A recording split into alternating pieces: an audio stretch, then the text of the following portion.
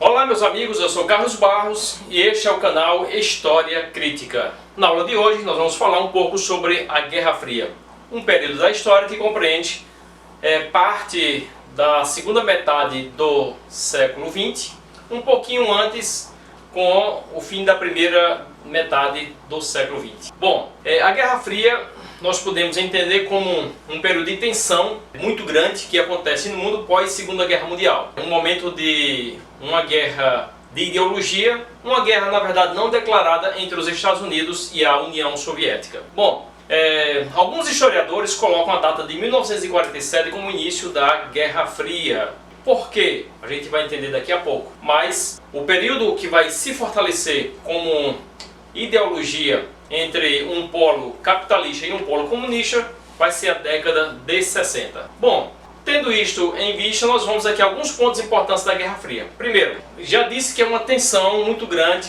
de uma guerra não declarada entre Estados Unidos e União Soviética. Mas é preciso primeiro entender o contexto lá no século XVIII, século XIX e aí nós chegarmos ao século XX. Século XVIII, o que aconteceu de interessante? A doutrina do liberalismo, uma doutrina que advoga o lucro, e isso foi muito significativo no século XVIII para tirar o poder das mãos dos imperadores e descentralizar o poder naquele momento da história dominado pelos reis e que a economia passasse a ser livre. Então a liberdade de comércio é o que se busca no século XVIII pela burguesia europeia. Pois bem, a partir dessa situação passa a existir uma diversidade de revoluções que são chamadas revoluções liberais. Nós temos no século XVIII um movimento muito grande que vai ganhar o mundo, começa na Inglaterra, se estende para a França, que vai ser o grande espaço de divulgação do iluminismo, e um pouco à frente nós vamos encontrar o liberalismo e outras correntes filosóficas, tanto da política como também da economia, buscando transformar o mundo. O liberalismo econômico deu certo e aí estende a outras áreas da vida humana, inclusive na política, com o surgimento das repúblicas em grande parte de estados que antes eram tomados por esses reis, pelos monarcas. Bom, a teoria do liberalismo ela prega uma liberdade de comércio, então não deveria haver uma intervenção do Estado na economia. E isso fazia com que a burguesia ela tivesse uma visão mais ampla de produção, consequentemente de lucro, já que esse é o objetivo final do liberalismo. Pois bem, isso vai fazer acontecer a Revolução Industrial, e essa Revolução Industrial vai colocar alguns países à frente da maioria daqueles que ajudaram a construir uma economia com base na tecnologia. E aí a Revolução Industrial ela vai ser muito importante para a Inglaterra, dentro da Europa, e fora da Europa, os Estados Unidos, Japão, nós vamos encontrar alguns países que se desenvolvem e que se tornam grandes forças econômicas, grandes potências. Mas não são os únicos países. Nós vamos encontrar um pouco mais à frente outros países que também são importantes na busca de um mercado internacional. Inglaterra, França, Itália, Bélgica, Holanda e vários outros países que vão buscar expandir os seus negócios. Na África e também na Ásia, eles vão montar uma política imperialista de dominação de território para poder desenvolver esse mercado macro a partir daquilo que é a visão imperialista e a formação dos grandes mercados, das grandes indústrias multinacionais. Bom, tendo essa visão contextualizada, nós vamos encontrar também uma disparidade muito grande entre ricos e pobres no mundo, a partir das ideias liberais e da Revolução Industrial. Aí, quando surgem algumas pessoas que começam a questionar aquela desigualdade, aquela situação vivida, a dominação de uma classe patronal sobre os operários, aqueles que na verdade produziam dentro das fábricas, e diante desse estudo, dessas diferenças criadas do liberalismo e o capitalismo, surge o socialismo. Então o socialismo vai buscar trazer uma visão econômica e também política, sendo uma força contrária ao capitalismo. Daí nós já podemos ter uma ideia, né, uma visão de como essas duas ideologias, capitalista e também socialista, vão brigar bastante na segunda metade do século, quando os Estados Unidos capitalistas e a União Soviética comunista, socialista, eles vão buscar áreas de influências. Ok? Beleza? Então essa é a ideia, uma visão contextualizada dessas duas forças ideológicas. Então vamos aqui a um ponto importante. A ideologia do capitalismo busca uma privatização parcial ou total dos meios de produção. A empresa, ela procura, através do capital privado, do capital particular, buscar desenvolver os meios de produção. Já no socialismo nós vamos encontrar uma estatização dos meios de produção e a busca do coletivismo através do controle do Estado. Segundo ponto importante dentro dessas ideologias do socialismo e do capitalismo. O capitalismo busca a liberdade econômica, vai muito daquilo que a gente já vem falando sobre o liberalismo, como contexto, lá no século XVIII. A liberdade econômica, desde a indústria, a produção dos produtos primários da terra, tudo isso aí faz parte de uma visão de liberdade da economia. Já no socialismo não existe essa liberdade e o que se vê bastante são as empresas públicas e o governo controlando essas empresas, o que vai gerar um gasto muito grande com a burocratização do Estado, quando muitos servidores vão surgir para poder controlar essa máquina e administrar essas empresas públicas. Um terceiro ponto importante é o salário no capitalismo, que é definido pelo mercado.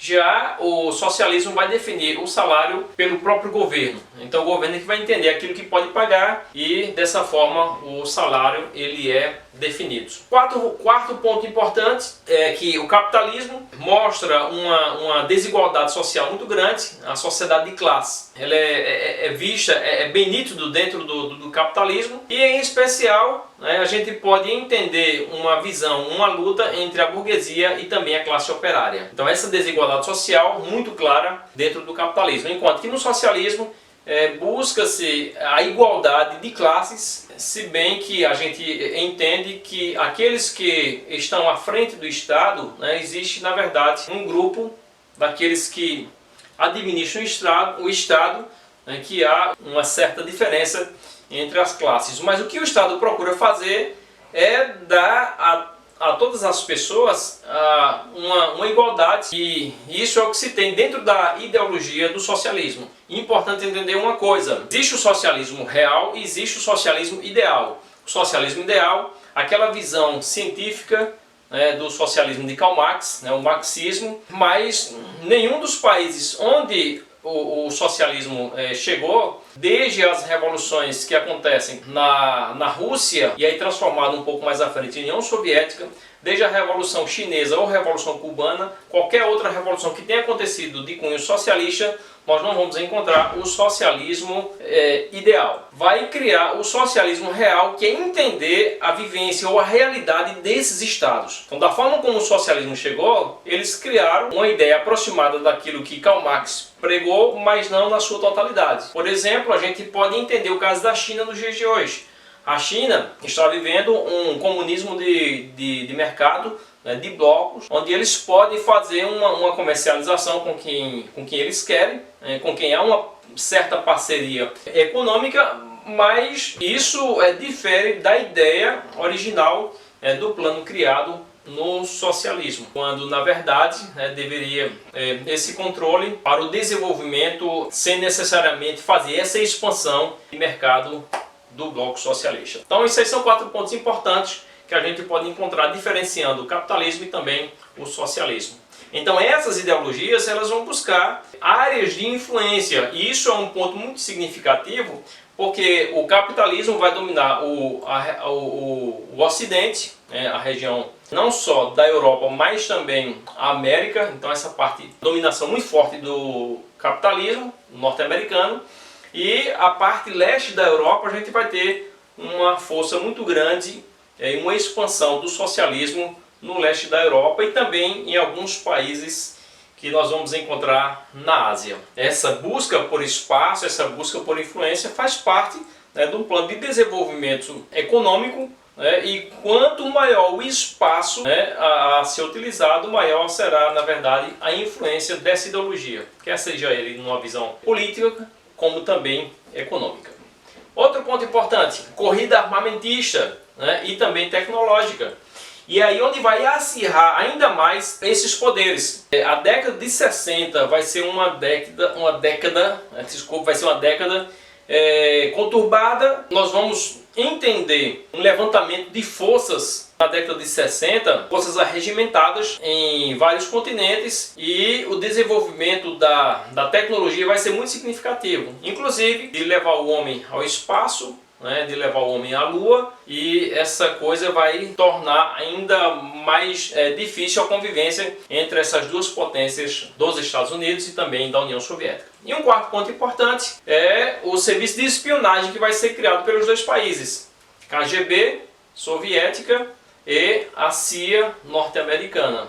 Daí então eles vão colocar espiões dentro de espaços privilegiados. Através dessa espionagem eles vão entender o outro lado, buscar informações que são importantes para a tecnologia e também o desenvolvimento de armas. Enfim, isso aí é bastante interessante, né, e dá pano para manga para a gente ver muito filme interessante sobre a espionagem dos Estados Unidos e também da União Soviética. Esse ponto é tão interessante que um senador, Joseph McCarthy, ele criou um termo de o caça às bruxas, que depois foi feito um livro para fazer uma caça, né, às bruxas, aqueles que eram considerados comunistas, aqueles que eram considerados inimigos do Estado norte-americano, passaram a ser perseguidas. Daí a ideia de caça às bruxas. E, enfim, né, assim como a CIA vai criar o seu serviço de espionagem e caçar as bruxas, a KGB também vai fazer o seu serviço de espionagem e fazer caça às bruxas daqueles que são capitalistas dentro dos territórios onde há influência muito forte do comunismo. Bom, outros elementos que são bastante importantes dentro dessa visão que nós passamos a discutir sobre Guerra Fria. A busca por alianças políticas e alianças econômicas. Surgem 4 pontos importantes dentro desse contexto de formação de alianças, quer seja político ou militar. O primeiro deles é o Plano Marshall. Após a Segunda Guerra Mundial, terminada em 1945, o Plano Marshall vai servir de uma ajuda aos países aliados dos Estados Unidos e uma busca de reconstruir, de ajudar financeiramente os países aliados dos norte-americanos. Esse Plano Marshall acontece em 1947 e alguns historiadores vão dizer que este é o início, que nós temos a data inicial da Guerra Fria, logo após a Segunda Guerra Mundial. A União Soviética, entendendo que isso era muito interessante para poder formar uma aliança com países dentro de um bloco, eles criaram, em 1949, 2 anos depois do Plano Marshall, eles criaram o Comecon, e aí vai ser um plano de ajuda aos países do leste da Europa, países que têm uma relação muito próxima com a União Soviética. Então são 2 pontos importantes dentro da formação de alianças, só que é uma formação de aliança ligado à economia, contra os Estados Unidos. Anos mais tarde, nós vamos encontrar formação de aliança militar. Na verdade, a aliança militar dos Estados Unidos com seus aliados ao norte do hemisfério vai ser em 1949, o mesmo ano do Comecon. E aí vai ser criada a OTAN, a Organização do Tratado do Atlântico Norte. É uma aliança militar. Então, já que tudo está levando a uma guerra com o mundo bipolarizado, Estados Unidos capitalista, União Soviética comunista, vai ser então criado uma aliança militar, porque na possibilidade de uma guerra eles já estão fortalecidos. Ok? Bom, a OTAN, Estados Unidos lidera com os países do Atlântico Norte. E aí a União Soviética, em 1955, vai criar o Pacto de Varsóvia. Esse Pacto de Varsóvia, numa visão semelhante à do Atlântico Norte, da OTAN, eles vão formar aliança comunista. E aí vai surgir uma cortina de ferro.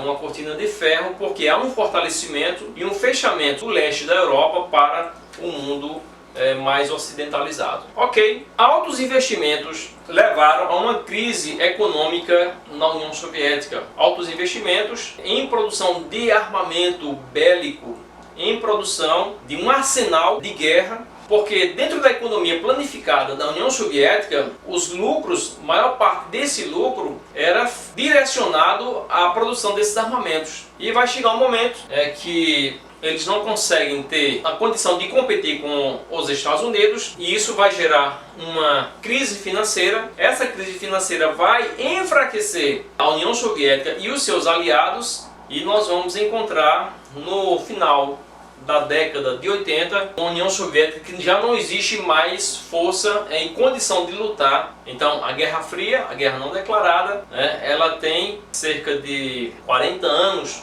ou um pouco mais, e se desmonta a estrutura da União Soviética e consequentemente dos seus aliados. Resultado disso, o secretário do Partido Comunista Soviético, Mikhail Gorbachev, ele vai criar políticas importantes para a reconstrução da União Soviética, chamado de Perestroika. Em 1985 é a reestruturação da economia, e pouco mais, nós vamos encontrar um segundo plano, que é um plano de transparência política na União Soviética, a chamada Glasnost. Então, Perestroika, reestruturação econômica; Glasnost, transparência política. São dois pontos que nós vamos encontrar na União Soviética bastante significativos dentro do contexto do fim da Guerra Fria. E aí, em 1989, a queda do Muro de Berlim, e 1991, o fim da União Soviética. Tendo todo esse desmantelamento do mundo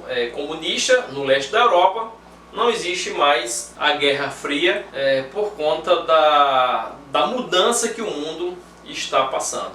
Fortalecimento dos Estados Unidos, e agora o que nós vamos encontrar é um mundo globalizado, a formação de grandes blocos comerciais, uma macroeconomia e uma estruturação de um capitalismo cada vez mais fortalecido no Ocidente e também na parte oriental, quando blocos são criados para poder competir com essa força capitalista. Ok, é isso que nós temos para hoje, Forte abraço e espero que tenham gostado e entendido sobre a Guerra Fria.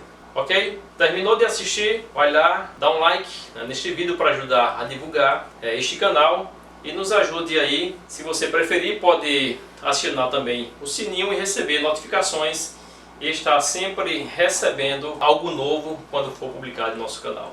Valeu pessoal, até a próxima.